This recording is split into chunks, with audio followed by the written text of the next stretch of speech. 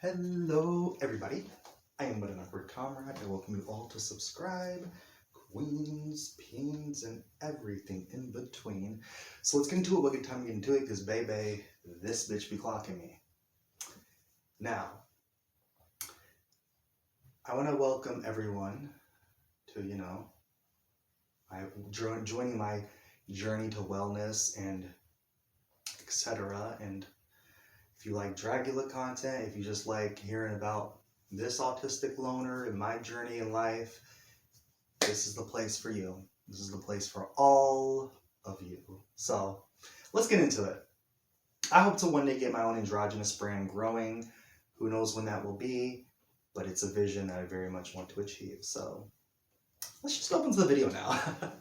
I honestly want to just say, never assume that just because of someone's struggle, just because they're isolated, just because they seem shy, that they aren't like a secret freak or whatnot. Because y'all like to underestimate the secret freaks out there, the nerds, you know, y'all know anything until you see that motion in that ocean. You know what I mean? But a lot of people have this idea that because of our disability, that because people with autism like myself don't seem very interactive, that we somehow don't desire sex, and that is completely far from the truth.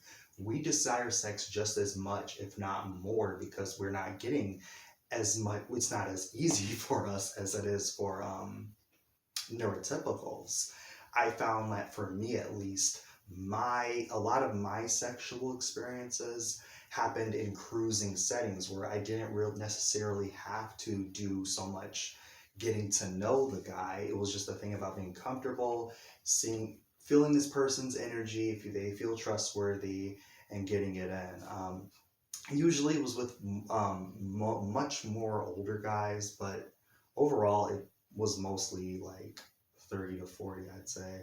And it wasn't a lot for me. I wouldn't say my personal past sexual experiences are very vast, but they were always a different, it was always trying something different.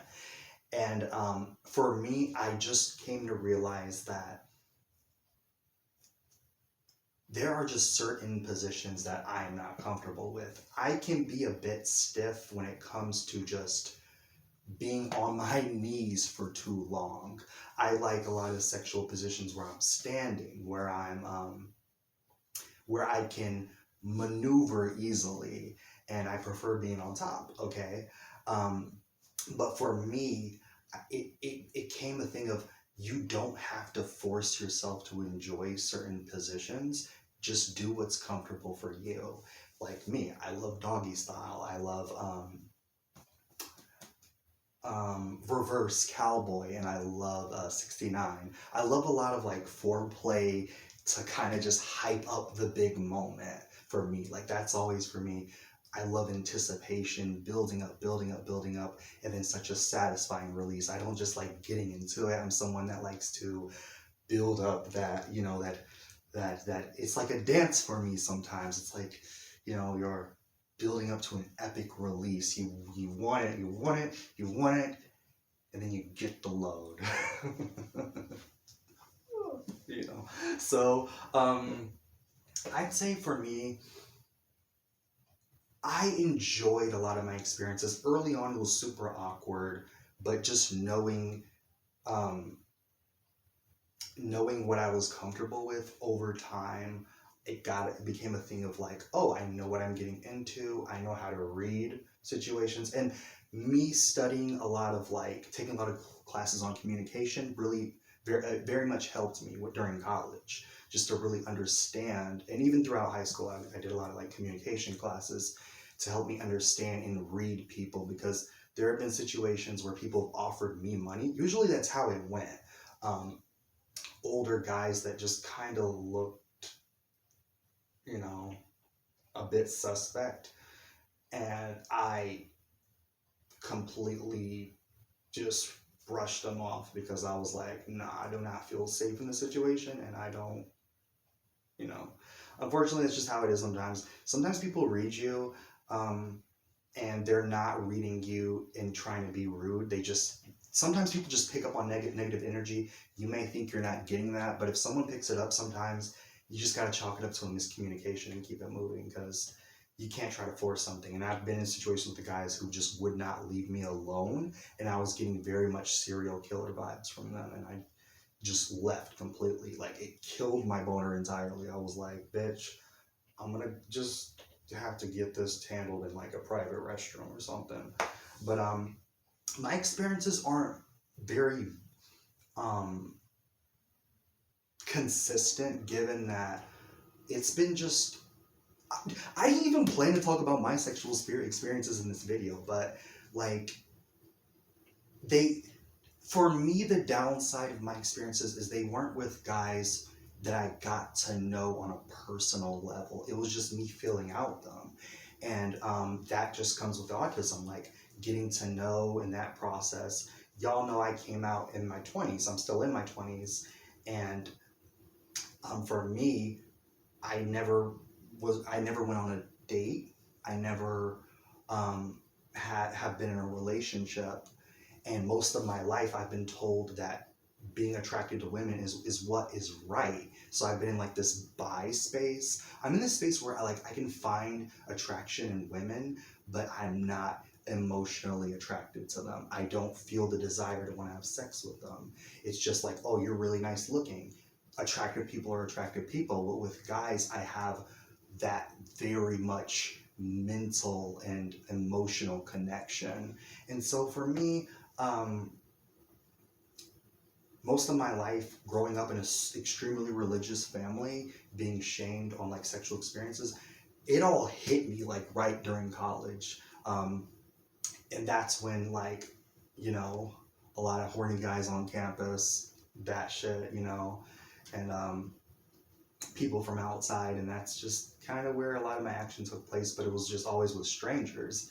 And for me, I feel like a lot of autistic people, I'm not urging them to do that. I'm just saying that be careful and read situations before you decide that you want to have your release. Because hey, we horny gays, hey, we need our release. I don't, like, we gotta, as long as it's safe, as long as it's legal, as long as the person is within your age range. Like I said, do never get too desperate when it comes to your desires, okay? Never get too desperate. Make sure that it's safe, make sure that this person's age, and that it's okay before you go out there and just put yourself in a desperate situation. And I'm just saying, because hey, it can happen. But yeah, ultimately in this day and age, it is wise to be smarter. And being that someone that's very cautious, one thing I've been able to do really well is just kind of sit back and read people, and just kind of pick up on things and ask those brief questions. Like, I just tend to ask a lot of questions sometimes and really get to know what I'm getting into before I get into it. So for me, I would say that you gotta just be able to understand that before you just throw yourself in situations. But ultimately, I didn't even plan to go into my past sex life, which honestly, it's been a while. I mean, I got some during the pandemic, and but since then, the cruise spot that I used to frequent got closed down, because it was very much these like half stall restrooms, if you know what I mean, at the mall. And um, during COVID, it pretty much, I don't know when they decided to lock down. I remember going there and it being open, but at some point, I guess it just closed down, which is ridiculous. But I don't know if they're gonna renovate it. It was just in a spot where there was like no stores or anything. It was just kind of isolated, and that's in a very long restroom. So you go in there and you gotta like go in like two doors. So if you're like getting it in and you want to like get back to your business because you don't want to get caught by mall security, you would basically just have time to rush back to what you were doing. So For me at least, I just did this video to say that, hey, we autistic people very much do desire sex. We very much do deserve it. And sometimes it's just this thing of like, hey, that difficult chemistry can keep us from building those relationships, or just that difficulty to connect. And yeah, like for me, I'm not a fan of like very of stereotypes. I'm not a fan of a very aggressive um, guys.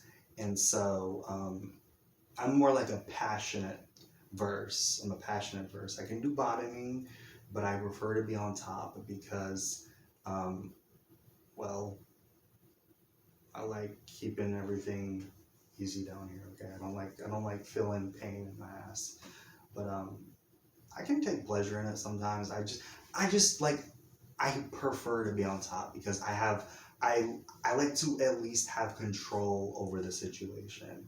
Now, I do like a little bit of teamwork. I do love a little bit of trade and receive, but ultimately for me, um, I do tend to moan a lot as well. I'm like averse. I'm interesting because I'm not like anything that's like stereotyped. I like moaning and being on top. So imagine that. I'm like, oh, oh, and I mean, then his moans accompanied by mine. Girl, those guys in there are having, someone's gonna have a sore butt tonight. But hey, they're in heaven right now, so let them work. uh, yeah, ultimately, mm, I have like a lot of ideas that I would love to try with like my dream relationship partner. I don't even have like that ain't even territory I really want to even go into. Like relationship partners, girl. I'm in no place to pursue relationships. Maybe friends with benefits, but that would be lovely, wouldn't it? That would. Anyhow, I'm but an awkward comrade. I welcome you all to subscribe. Hope you picked up something from that video. I'm just showing you that hey, I'm a horny gay, and we fucking autistic. Some of us, a lot of us, who desire sex. Don't assume that we're just like just because people are quiet, just because they're reserved and isolated, that they don't know what they're doing. Never underestimate the secret freaks. Okay, keep that in mind. I'm but an awkward comrade. I welcome you all to subscribe, and I'll see you all in the next one. Good night. Just a tad bit. We have a lot more to the day. Anywho, let me know what you want to hear about within my life with about me, because I'm open to doing a Q&A one of these days. Good day, y'all.